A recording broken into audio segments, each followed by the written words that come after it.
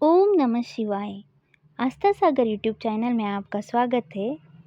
रुद्र संहिता का पार्वती खंड का 31वां अध्याय, सप्तऋषियों का आगमन और हिमालय को समझाना। ब्रह्मा जी बोले, ब्राह्मण के रूप में पधारे स्वयं भगवान शिव की बातों का देवी मैना पर बहुत प्रभाव पड़ा और वे बहुत दुखी हो गई। वे अपने पति हिमालय से कहने लगी कि इस ब्राह्मण ने शिवजी की निंदा की है। उसे सुनकर मेरा मन बहुत खिन्न हो गया है। जब भगवान शिव का रूप और शील सभी कुत्सित है तथा सभी उनके विषय में बुरा ही सोचते हैं और उन्हें मेरी पुत्री के सर्वथा अयोग्य मानते हैं, तो मैं अपनी पुत्री का हाथ कदापि उनके हाथ में नहीं दूंगी। मुझे अपनी पुत्री अपने प्राणों से भी अधिक प्रिय है। यदि आपने मेरी बात नहीं मानी तो मैं इसी समय विष खा लूँगी और अपने प्राण त्याग दूँगी। साथ ही अपनी बेटी पार्वती को लेकर इस घर से चली जाऊँगी। मैं पार्वती के गले में फांसी लगा दूँगी, उन्हें वनों में ले जाऊँगी अथवा किसी सागर में डुबो दूँगी, परंतु किसी भी हालत में उसका ब्याह पिनाकधारी शिव के साथ नहीं होने दूँगी। यह कहकर देवी मैना रोती हुई तुरंत कोप भवन में चली गई और उन्होंने कीमती वस्त्रों आभूषणों का त्याग कर दिया और जमीन पर लेट गई। जब इस विषय में भगवान शिव को जानकारी हुई तो उन्होंने सप्तऋषियों को याद किया। वे तुरंत ही वहां आ गए। तब त्रिलोकीनाथ भगवान शिव ने सप्तऋषियों को देवी मैना को समझाने की आज्ञा देकर उनके घर भेजा। त्रिलोकीनाथ भगवान शिव का आदेश मिलने पर सप्तऋषियों ने श्रद्धापूर्वक प्रणाम करके आकाश मार्ग से पर्वतों को ये राजा हिमालय के राज्य की ओर चल दिए। सप्तऋषि जब हिमालय के नगर के निकट पहुँचे तो वहाँ का ऐश्वर्य देखकर उनकी प्रशंसा करने लगे। वे सातों ऋषि आकाश में सूर्य के समान चमकते हुए जान पड़ते थे। उन्हें आकाश मार्ग से आता देखकर हिमालय को बहुत आश्चर्य हुआ। शैलराज सोचने लगे कि इन तेजस्वी सप्तऋषियों के आगमन से आज मेरा संपूर्ण राज्य धन्य हो गया। सभी सूर्यतुल्य तपस्वी सप्तऋषि आकाश से उतरकर पृथ्वी पर खड़े हो गए। गिरिराज हिमालय ने दोनों हाथ जोड़कर और अपना मस्तक झुकाकर आदरपूर्वक उन्हें प्रणाम किया और उनका पूजन तथा स्तुति की। तत्पश्चात गिरिराज हिमालय ने कहा कि आज मेरा घर आपके चरणों की रज पाकर पवित्र हो गया है। मेरा जीवन आपके दर्शनों से धन्य हो गया है। फिर आदरपूर्वक हिमालय ने सप्तऋषियों को आसनों पर बिठाया। हिमालय बोले, आज मेरा जीवन सफल हो गया है। आज मेरा सम्मान इस संसार में बहुत बढ़ गया है। जिस प्रकार अनेकों तीर्थों के दर्शन को पुण्य कमाने का स्रोत माना जाता है, उसी प्रकार आज मैं भी पवित्र तीर्थों के समान वंदनीय हो गया हूँ। हे ऋषिगणों, आप साक्षात भगवान विष्णु के समान हैं। आपने हम दिनों के घरों की शोभा बढ़ा दी है। आज मैं स्वयं को संसार का सबसे महत्वपूर्ण व्यक्ति मान रहा हूँ। यद्यपि मैं एक तुच्छ आदन सा मनुष्य हूँ, फिर भी मेरे योग्य कोई सेवा हो तो मुझे अवश्य बताएं। आपका कार्य करके मुझे हार्दिक प्रसन्नता होगी। सप्तऋषि कहने लगे, हे शैलराज, भगवान शिव इस संपूर्ण जगत के पिता है। वे निर्गुण और निराकार है। वे सर्वज्ञ है। वे ही परम ब्रह्म है, परमात्मा है और वे ही सर्वेश्वर है। वे ही इस जगत का आदि और अंत है। आप भली भांति त्रिलोकीनाथ भगवान शिव के विषय में सब कुछ जानते ही है। वे भक्तवत्सल है और सदा ही अपने भक्तों के अधीन है। तुम्हारी परम प्रिय पुत्री देवी पार्वती ने भगवान शिव को अपनी कठोर तपस्या से प्रसन्न करके अपना मनोवांछित वर प्राप्त कर लिया है। उन्होंने प्रभु शिव को पति रूप में पाने का वर प्राप्त किया है। जिस प्रकार भगवान शिव को इस जगत का पिता माना जाता है, उसी प्रकार शिवा जगत माता कही जाती है। अतः आप अपनी कन्या पार्वती का विवाह महात्मा शिव शंकर से कर दीजिए।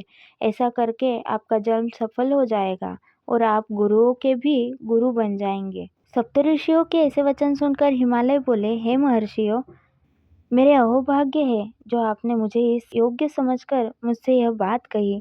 सच कहूँ तो मेरी हार्दिक इच्छा भी यही है कि मेरी पुत्री का विवाह भगवान शिव के साथ ही हो, परंतु एक परेशानी यह है कि कुछ दिनों पूर्व एक ब्राह्मण देव हमारे घर पधारे थे। उन्होंने भक्तवत्सल भगवान शिव के विषय में अनेक उल्टी सीधी बातें की। उस वैष्णव ब्राह्मण ने शिवजी की घोर निंदा की, उन्हें अमंगलकारी बताया। ये सब बातें सुनकर मेरी पत्नी देवी मैना की बुद्धि पलट गई है।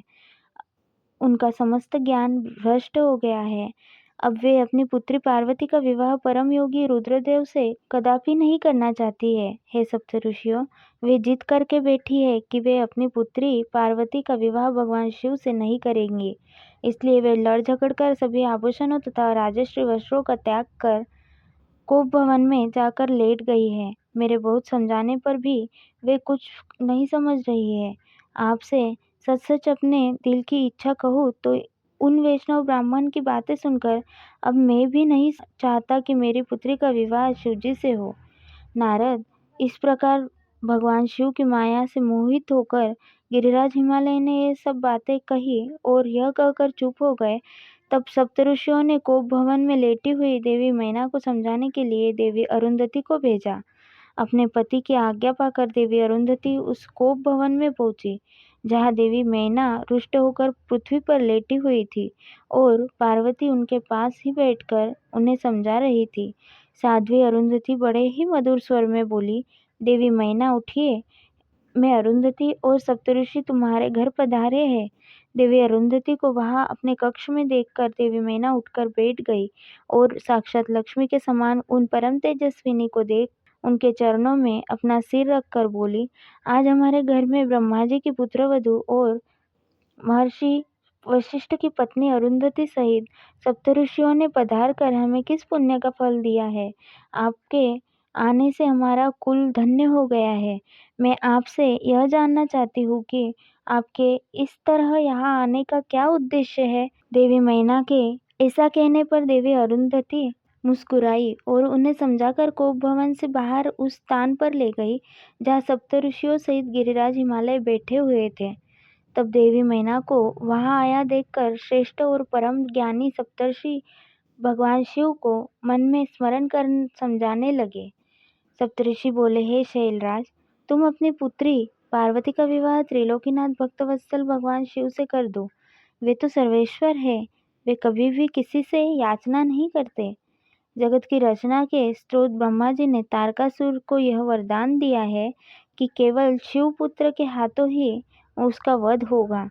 इस समय तारकासुर के कारण तीनों लोकों में हाहाकार मचा हुआ है। उसने देवराज इंद्र सहित सभी देवताओं को स्वर्ग से निकाल दिया है।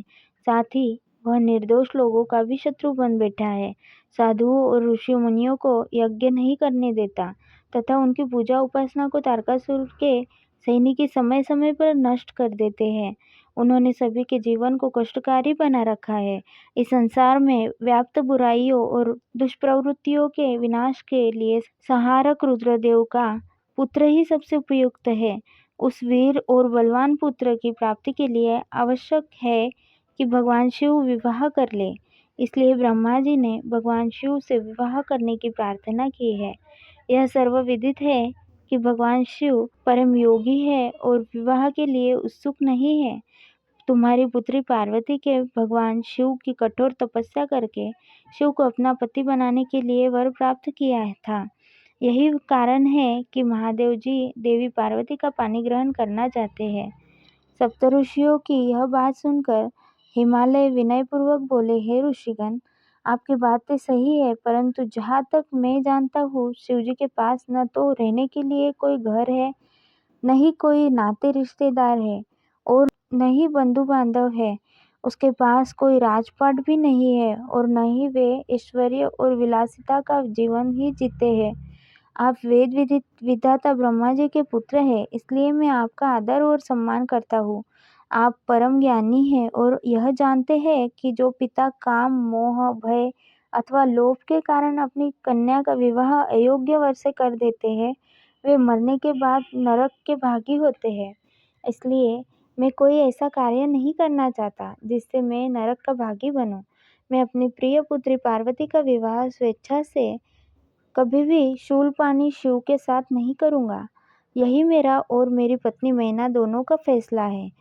हे महर्षियों, आप परम ज्ञानी हैं और समझदार हैं, इसलिए हमारे लिए उचित विधान को बताकर हमें कृतार्थ करें। अध्याय 31वां समाप्त। ओम नमः शिवाय।